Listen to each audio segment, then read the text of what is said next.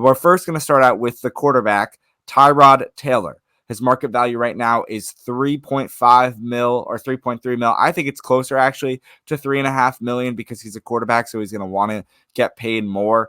I'm going to say keep Tyrod Taylor. I think he's a good thing for the Giants to have, a good backup quarterback, especially if whatever happens with Daniel Jones next season. I know he's starting, but does an injury happen? Does he play poorly? I know we might sign a quarterback in free agency. We might draft a quarterback, but just from what I'm getting and what I feel right now is that Joe Schoen is not drafting a quarterback in the first round. It'll be in the later rounds of the draft, so it won't be someone who we really are going to have sliding in over Tyrod Taylor if, God forbid, Daniel Jones gets injured again or plays super poorly throughout the season. So I say keep Tyrod Taylor. I'm going to go with go. I think the Giants, I'm obviously, going to go with go. I'm going to go with go. I think the Giants at this point, they have Tommy DeVito. I'm not sure if he's a backup caliber quarterback. The Giants are going to need to draft a quarterback. Daniel Jones is going to be on the books. You don't need a fourth quarterback. Tyrod Taylor, he's been a really good servant for the Giants, and I also think he's going to want to look for an opportunity elsewhere where he can, again, fight for a starting role. And I'm just not sure that the Giants really have the faith in him that I think some other teams would. And for that reason, I think it would be a mutual decision for both of them to go their separate ways. And yeah, I mean, the price isn't the thing. It's more the concept and what he brings to the team at this moment, and the team needing to get younger at the QB position. I guess I'll transition to the next one here. Saquon Barkley. He plays like he's young, though. Sorry. This is true. He does. The big one, Saquon Barkley. Spot Track has him at around $10 million market value APY. I don't think that's exactly what he would get, but hypothetically, hopefully he gets around that range. You can't get rid of Saquon Barkley. He's literally this entire offense. I think at this point he has so much leverage, especially for that price. I think if he asks for 12 million or more, you let him walk. But if you can get him for 10, 11 million, maybe 20 million guaranteed over a 4-year deal, whatever it's going to be. I mean, I'm not super thrilled about paying a running back, but in the current situation of the Giants, I think they almost don't have a choice, to be completely honest, unless they, of course, fully tank, which I don't think they're prepared to do. So I'm going to go with keep Saquon Barkley. Yeah, I also have keep Saquon, Alex. And honestly, you say, I don't know if he'll be able to get that amount of money. I'm sure he'll be asking for more than $10 million, but we'll have to see what Saquon Barkley ends up doing. I think even though we're doing this whole exercise, the franchise tag will still be a key play for the New York Giants at the end of the day. But it is what it is. We move on to the next running back here. So again, both of us have us keeping Saquon Barkley, just to let everyone know if that gets brought up later in time. Running back Matt Breida, $1.2 million is right now what the range is around, maybe $1 million in the market value, something like that.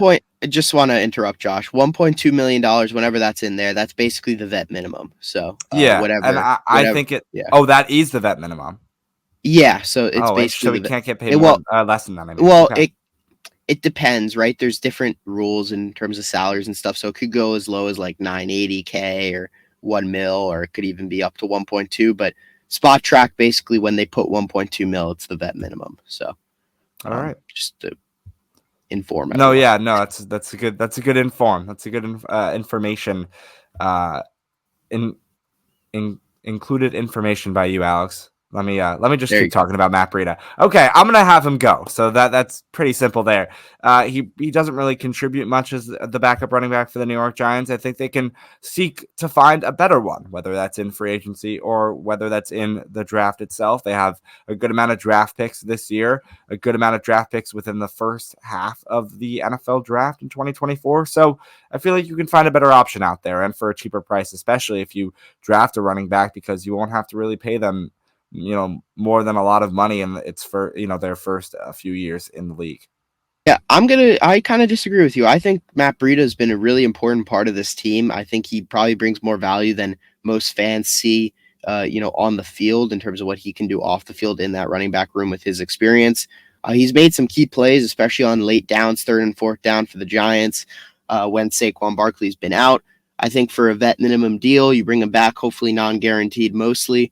Bring him back at least for camp. I think it's a valuable, proposition. I think Matt Breida, I would keep him. So That's my thoughts on that. And then Paris Campbell, moving on to the receivers. Spot Track has him at $3.5 million, which I think is very high. I don't think that's what he would get, but no matter what, pretty much I would want to see him go. He just didn't really contribute much. Very disappointing player for the Giants this past season. I was just going to say it doesn't even matter because he is going. I mean, that was confirmed already really by Joe Shane at the press conference, but we did, though. He needed to be mentioned. He won't be on the team next year. And same thing with this guy right here, Sterling Shepard, $1.2 million. He's also not going to be on the Giants next year, but just another player we had to put on this list. We both say go. Alex, I'm sorry I'm speaking for you, but it's just easier to just move on to the next guy, which is Gunnar Olszewski, the special teams player the Giants signed this season to be our punt and kick returner. He's valued at $1.2 million. Alex, let's have some fun. We're gonna keep him. He had our punt return of the year over here. Alex is being a hater. He doesn't like special teams. He thinks that ever since Tommy McGahee is gone, we don't have any respect in the special teams locker room, but I believe we do, and I think Olszewski can bring that. I say keep the guy, keep Gunnar around. It's a great name, probably a great presence too. I'm sure he's a great guy. I'm making things up at this point. Keep Gunnar Olszewski. So Josh thinks he knows Gunnar and they're besties, and he knows that he's a great personality and great influence in the locker room. I'm not so sure about all that, but all I can tell you is that I think he's been a solid returner for the Giants, but I think the Giants could do even better at that position, and I would just move on, to be completely honest. He was a good servant for the Giants. I'm sure he'll or for the Giants. We're not a giant. I'm sure he'll find another job elsewhere, but some of these players we just need to move on, man. And I think Gunnar Olszewski is just kind of a reminder of a poor season that we had in terms of the punt return woes and all that. So I just want to move on, get a proper punt returner who actually, besides catching the ball, can also do something with the ball. I'm not counting the one return for a touchdown, Josh. I don't know how that happened. He ran at literally a snail's pace. Well, you could be right too, because Gabriel might want to have kind of put his own spin on things too, and McGahee could just, that could have been like, oh, that's a prior regime's running returns guy, and I want my own. So he might go out and tell Joe Shane or Brian Dable and be like, hey, listen, I want to get my own returner. So that could definitely be the case. That's fair. Anyway, we're not going to talk more about Gunnar. Moving on now to the offensive line. We've got Matt Parrott. Spot Track has him at a vet minimum deal. Josh, again, I'm not going to waste both of our time. He is terrible. We both have him leaving the Giants this offseason.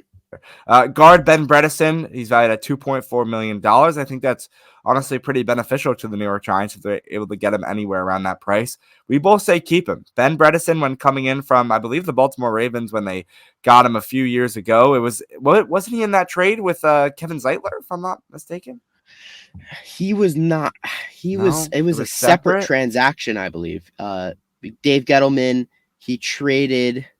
We were in that point where we were desperate for O-line help. I believe he traded a 5th and a 7th rounder, or a 4th and a 6th rounder, something like that. I feel like he was involved with Kevin Zeitler. I don't know why. But Kevin Zeitler was a direct trade, I believe, just to the Ravens, because that was a salary cap dump at that point. Or was it to the Browns? We're losing our minds now. Browns. No, we got Kevin Zeitler from the Browns. Okay. In exchange for a 2022 4th-round draft choice, the Giants acquired Bredesen, a 2022 2nd-round selection, and a 2027 7th-round selection. Okay, so anyway, after the trade, I wanted to say, in that first season with the Giants, he did pretty average. I mean, he was okay. I feel like he's been improving ever since he's been with the team, and that's why I say we should keep him. That's where I was getting at. Yeah. I think we should keep him if you can get him on maybe a 2-year, $8 million deal, whatever it may be. I think that would be a valuable thing for the Giants. I also think he looks a lot better than he probably actually is because the Giants are so bad on that interior. So that is something to keep in mind as well. But I mean, as we need to bring back someone, and I think as the only person that I really think is valuable to come back from this interior, we'll bring back Ben Bredesen. Next, moving on, Shane Lemieux. I'm not going to spend a lot of time on him. Obviously had some potential, vet minimum projected salary, but always injured, never healthy, hasn't been that great when healthy. He needs to go. Josh agrees with me on that. And I'll let Josh go in off the couch with Justin Pugh. Josh, I mean, this guy, he definitely had an interesting season, but do you think we should keep him around? I just made a live update on my outline. All right, you know what? I'm gonna expose you real quick. No.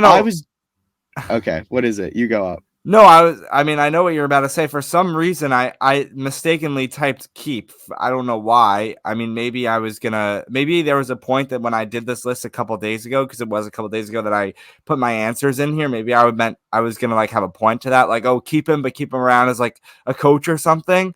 I don't know why I had keep. I want him to go. I Yeah, mean, there's a is couple of that these linemen coming up that you are gonna keep in quotation mark that I am just very confused by. But we'll touch on that oh when yeah, we what get to is it. going? I'm I yeah, think I you don't. might have been losing your mind when you did I think this. I was like just typing people that I didn't mean to. Just keep going. I think we can just run through these, right? So Justin Pugh, we both say go. I mean, I would keep him as a coach though. Wyatt Davis, go. Vet minimum, same thing, market value wise. Sean Harlow, again, another guy that he didn't really even play, and I had to keep there. I don't know why. Go as well. We both say I go. think Josh has some I'm emotional just attachments to confusing. some of I'm these just guys. confusing the listeners at this point. So it's go for Justin Pugh, Wyatt Davis, and Sean Harlow for all three of us. Tyree Phillips. The tackle is a little bit different though. 3 million is his value, and Alex says keep. I say go here. I think we should keep Tyree Phillips. He's a adequate low end starting tackle, I think, at this point in this league. He came back from the Eagles and he looked a lot better. Has outplayed Evan Neal. Evan Neal was a big question mark for next year. We need a swing tackle for sure, in addition to Tyree Phillips. But I think if you can bring him back for a reasonable price, I'm not sure what his value is going to be. I think it varies from team to team. So obviously, it needs to be the right price. But he's been a good addition for the Giants this season. He's offered solid, stable tackle play. So I'm all in favor of keeping him, but I do understand why some might want a fresh person at that spot, especially if you're looking for more of a higher end starter or whatever it may be to kind of push Evan Neal or kind of overtake Evan Neal, whatever you kind of want in terms of looking at the Giants. Josh, do you want to touch on him, or you want to just move on?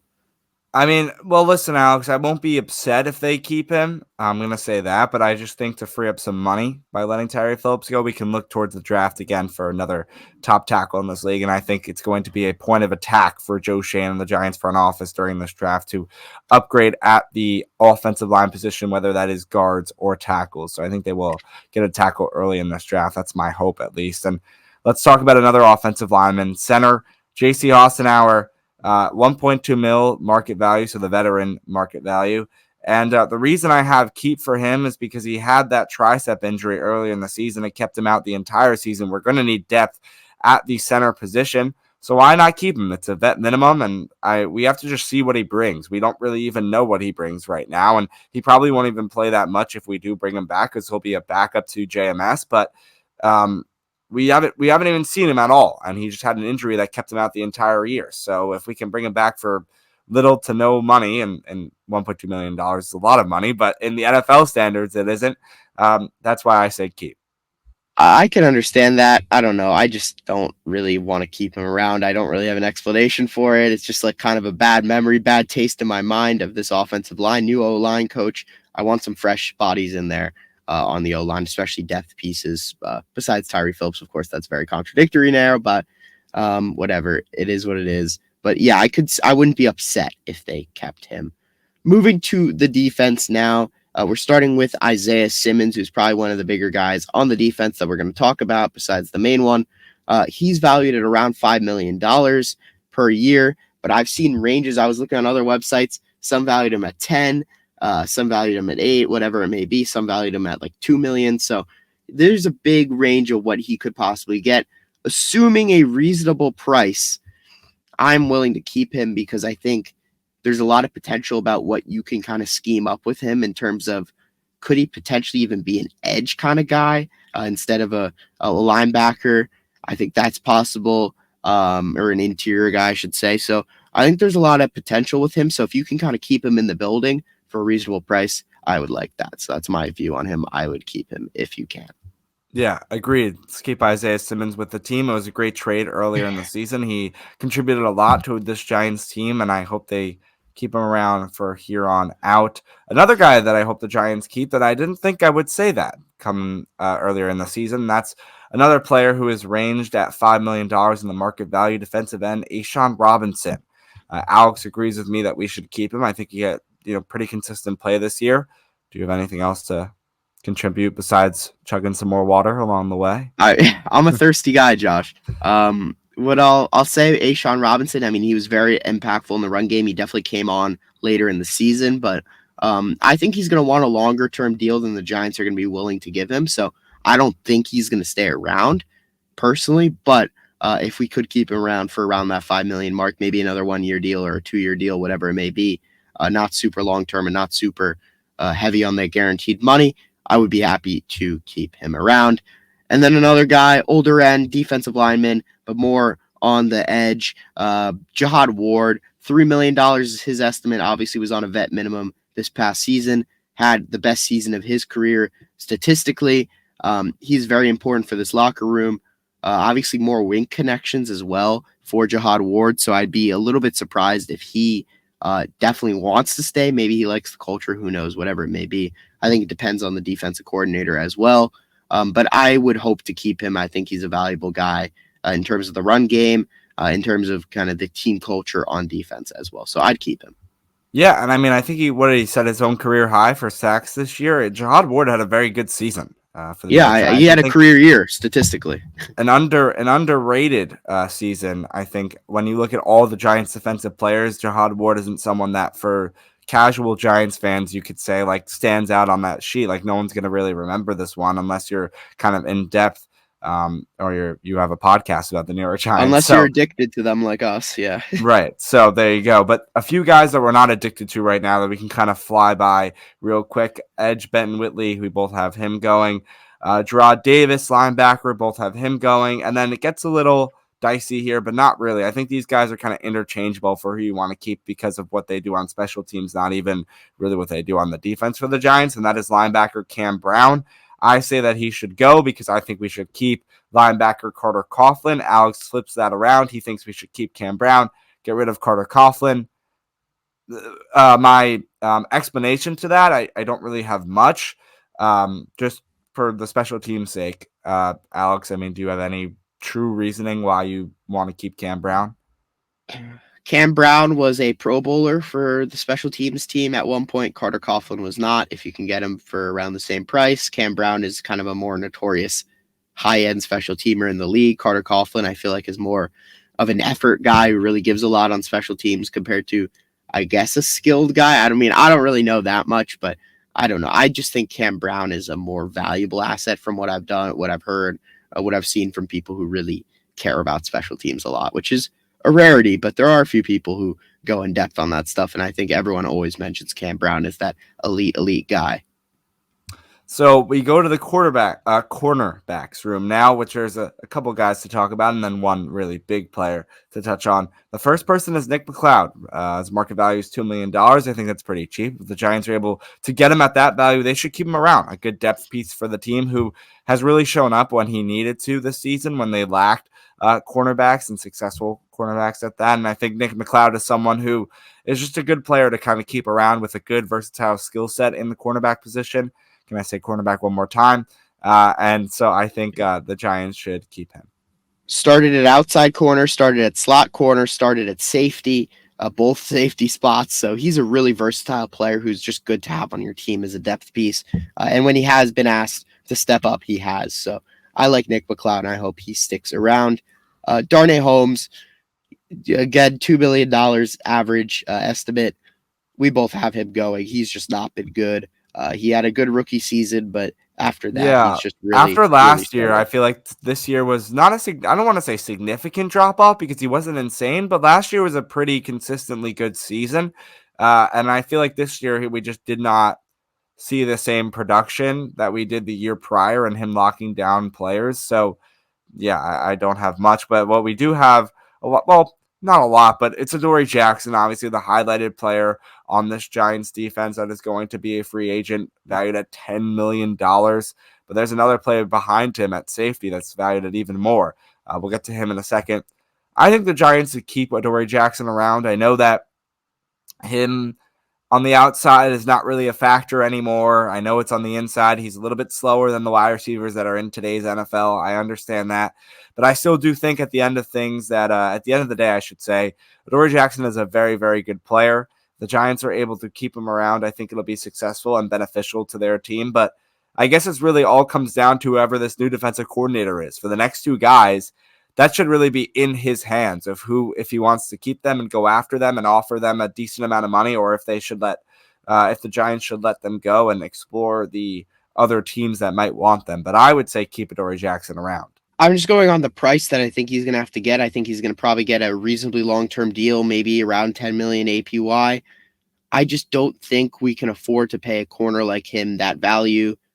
He was poor in the beginning of the season, obviously got better as the season ended, but I was just disappointed by his play this year. I think he's a good player in coverage, but I think tackling, he can be a liability. And I think also for the growth of Deonte Banks, I think moving on from Adoree Jackson is also beneficial, making sure Deonte Banks is that alpha corner for the Giants. He's lining up number one against all those number one corner or receivers, every single game. And that's what I want to see, because I want Deonte Banks to develop into elite corner. And I think Adoree Jackson doesn't really hinder that, but I don't think it boosts his development as much as if Adoree Jackson was not there, for example. And I think there's just better options on the free agent market from when I've glanced over who's going to be available this offseason. And then safety Xavier McKinney, $11 million is his estimate per year. Obviously had a monster season. I'm going to go with a very unpopular opinion, and I'm going to say go. I'm a positional value guy. Xavier McKinney does not play a valuable position. He is a good player, but Jason Pinnock has certainly come on this season. He's been very good. Dane Belton has, been very good when he's been called upon. There's a lot of good safeties in the market always that you can get for cheap. I just don't want to emphasize spending on that position. I also think he was very connected to Wink Martindale, so I think that could also hinder a potential future relationship. There's a number of factors there, and but the main one, obviously, positional value, and I just think you get better value elsewhere. Josh, I know you're a big Xavier McKinney fan, so I know that changes your perspective a little bit as well, but I would move on for that price point. You said big connection with Wink. That's what kind of threw me off, because there was that whole controversy throughout the season where he threw Wink and his defense under the bus, which then Wink went into the press conference and said, I don't know what the hell he's talking about. So honestly, it might be better now that Wink is not with the Giants anymore. That's one. I think they reconnected after that, though, because there was rumblings that he was upset that Wink was leaving, kind of thing. So I think Xavier McKinney, number one, is a very interesting character in terms of kind of he definitely has a very interesting personality as well. So I think that is also added onto it. So there's that. And then I wanted to also touch on, obviously, Xavier McKinney, like you said, with his personality, but also his connection with the Giants staff, especially with Brian Daboll, I think has been altered throughout the last 2 years with the, incident that happened throughout the bye week with the breaking of his hand and how that affected where, it was on a golf cart, whatever. But Xavier McKinney at the end of the day is a very, very good player. And I think that with this now 2 moves that Alex is saying go is our top 2 guys in the secondary. So right now we're just scrapping the secondary, according to Alex, and we're starting fresh with a brand new number 1 cornerback, and a brand new number 1 safety.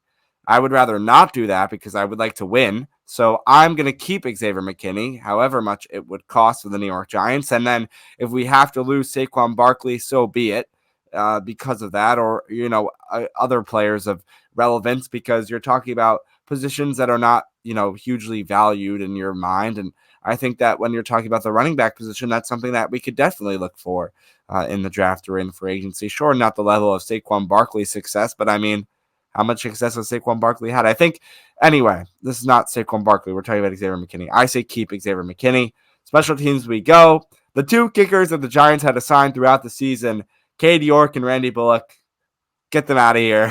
We have Graham Gano. It's almost pointless. Yeah, there's had to mention them, but that is done. And that is it. All of the guys that are upcoming free agents for the New York Giants, this keep or go list is definitely going to be added to another doc in the list of docs that I have, and we'll be able to kind of take a look back after the free agency period ends and see what we got right, what we got wrong, what we like, what we don't like, and what we said, hey, we called it, or what we said, really? Like, we said to get rid of this guy. Now he signed for $2 million more than the market value he was worth. So it all is a matter of time that we'll have to wait and see.